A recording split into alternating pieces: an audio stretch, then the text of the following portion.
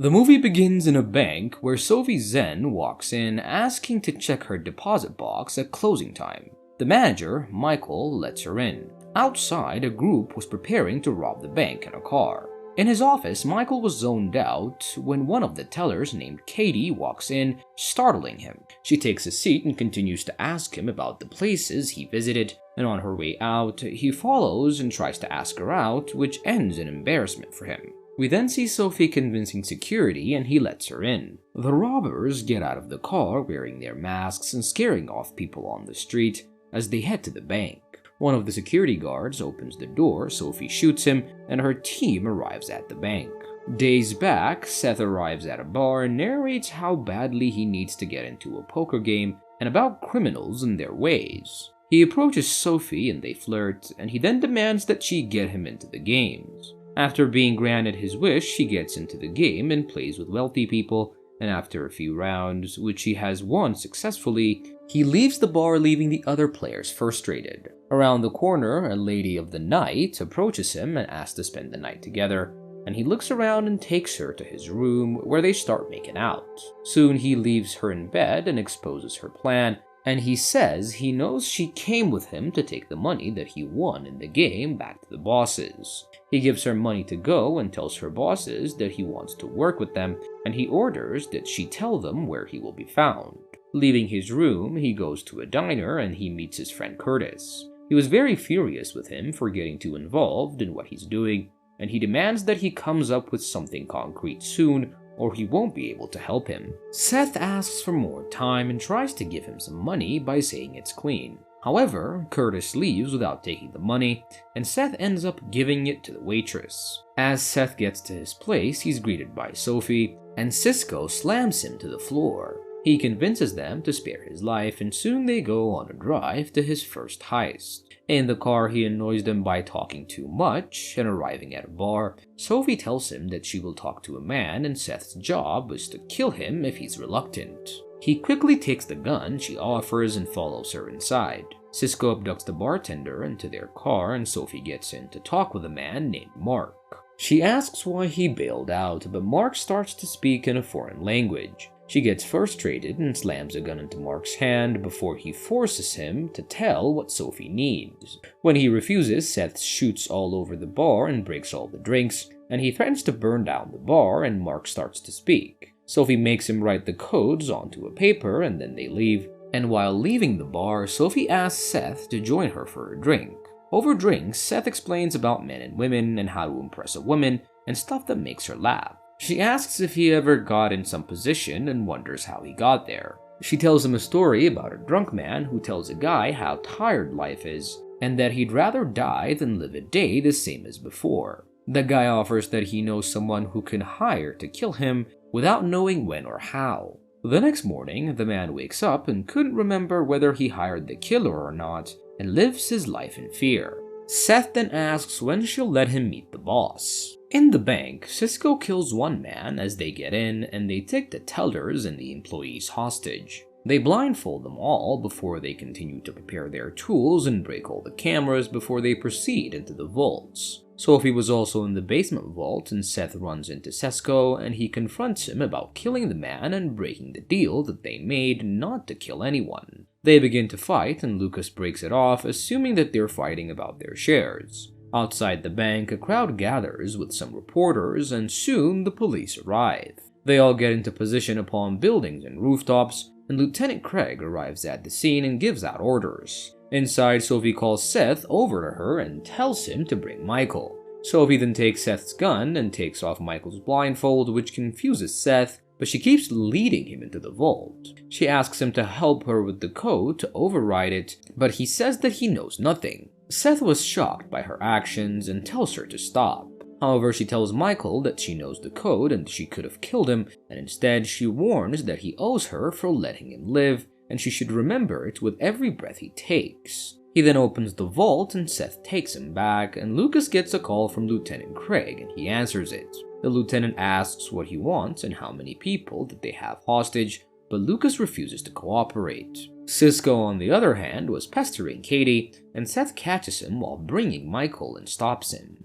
Outside, reporters were live and Lieutenant Dan shows up and gives a statement before heading inside. Sophie was inside the vault and she was using special tools to open boxes, and she finds a small disc and opens it on her computer. Dan arrives at the station and gets into a verbal argument with Craig, and Craig makes it clear that he can't solve the situation with violence and asks to allow him to handle it. Officer Richard tries to explain the situation to Dan, but he belittles him and tells him to leave him alone. Seth takes Michael to the crash vault and gives him a bag to fill with money, and Michael asks Seth why he's involved in this, and Seth explains that if he doesn't do it, someone else will do it anyways. Seth continues to ask how much he makes a year, and tells how only one strip of money can change his life. Michael explains that he doesn't like shortcuts and security won't allow him to leave with that kind of money. He tells him that he would travel the world if he would get money, but can't do it because his mom is sick and can't leave her. Seth picks up some money and gives it to him, saying that it's on him, and Michael hesitantly takes the money and keeps it in his pocket.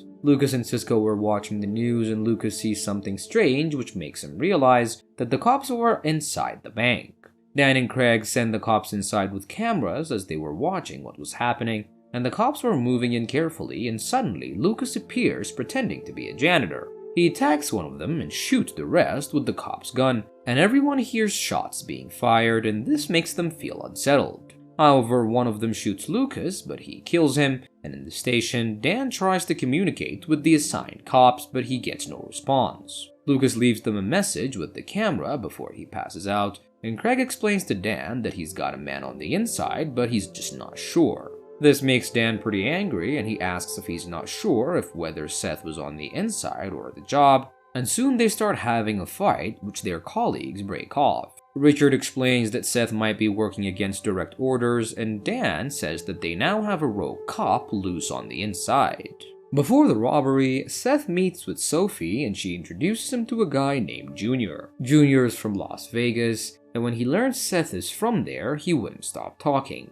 He starts asking Seth who he knew from his old crew, and Seth stops him abruptly and they continue to discuss their mission. Sophie explains that they will each be paid $50,000 and whatever they can steal from the bank will be theirs. Seth says that it will be hard to rob a bank since they have cameras and marked bills. Lucas tells him how to read between the lines and explains things about robberies. Sophie introduces him as the consultant and that he knows a lot about their mission and that he'll be the one providing them with any equipment. Cisco asks what they're after, if they're letting them keep all the money, and Sophie shuts him off. She shows them the demographic plans and explains that there will be a way out inside the bank that leads to the subway. Junior was hesitant, but Sophie reminds him that he's getting paid to do it. Soon he starts to talk nervously and decides to back out after he hears that there will be hostages and that they're part of the plan. Lucas shoots him and kills him right there, and Seth meets Curtis inside a church, and he tells Seth that he's being pulled out and that the bosses aren't happy. He informs him that internal affairs have been coming to the office asking for information on Seth, and Curtis has asked for lawyers before they could ask him for any questions. Seth tries to make him feel better by telling him that he did nothing wrong and that he shouldn't be scared. He confronts him, saying that it'll be okay for him to tell them the truth, and they say goodbye, but Sophie sees them from the top of the church. Sophie waits for Seth in his apartment, and he's surprised when he arrives. She asks why he never asked her for what she's after, and he tells her that he's not greedy and that he doesn't care about what they're after. Soon they start to kiss, and Cisco has received an order from Sophie and goes to Curtis's house. He rings the bell, and when Curtis goes to open it, he shoots him through the peephole. After spending the night together with Seth, Sophie gets up to leave. He asks if they could leave together, and they cut their mission off, and he tells her about the places they could go to, and tries to convince her to change her mind, saying he sees how tired she is in her eyes. He says it's all in the past, but she tells him that not all of them have futures. She demands that he doesn't show up that afternoon, and he didn't know the plan, and in that instant he got a call. She tells him not to answer it, and to promise her that he won't show up that afternoon. Ignoring her request, he answers the phone and gets the location that they'll be meeting up at, and at the time of the robbery, Sophie tells Lucas that Seth won't come, but Seth shows up and joins them. After hearing the gunshot, Seth makes Michael back up and puts him under a table without tying him up. Promised he'd help him get out alive, and Cisco was shocked to see Michael was not blindfolded, but Seth wouldn't give him any explanation. He then goes downstairs to check on Lucas and warns Cisco not to do anything until he's back. Dan was worried Seth will betray them, but Craig tries to tell him that Seth is a cop just like them and nothing else. However, Dan gives out orders and waits, and in the meantime, Sophie finishes copying euro designs for currency. After Seth leaves, Katie starts to talk to get Cisco to take the money and to let them go, and Michael tries to tell him to be quiet, but she wouldn't listen. Cisco gets pissed and approaches her, but she kicks him and starts to run with her hand tied and her blindfold on. Cisco corners her and starts to harass her after taking her blindfold off. Seth goes to Sophie and asks if it's worth it, and she explained about the designs and he couldn't believe her. He says that he won't let her get away with it, but she tells him that it's a bit too late. He also learns that there's no backdoor and there's no way out. He realizes that the more people die, the more convenient for her to get out of this as a hostage, and Michael takes a gun and tries to get Costco off Katie, but he soon gets attacked and loses the gun to Cisco. He takes Katie and puts a gun to her head when Seth arrives, and Seth tells him to put the gun down and announces he's a cop. Soon Cisco is shot from the outside and he engages in a fight with Seth while Katie and Michael hide. The police then arrive inside, and after a big commotion, Seth shoots and kills Cisco. He then goes to the basement with a gun and Sophie tries to leave. However, the police arrive in time and she dies after being shot several times. And the movie ends as Seth leaves the bank and reporters announce that he's the hero who saved the day. Michael has given his word, saying that Seth is the one who saved them all, and he sees as Michael leaves with a case that Sophie had put the disc in, and here the movie comes to an end. What do you think about these reviews? Do you agree? Let us know in the comments. Also, don't forget to like the video if you've enjoyed the recap, and subscribe to my channel for more amazing recaps. See you in the next one!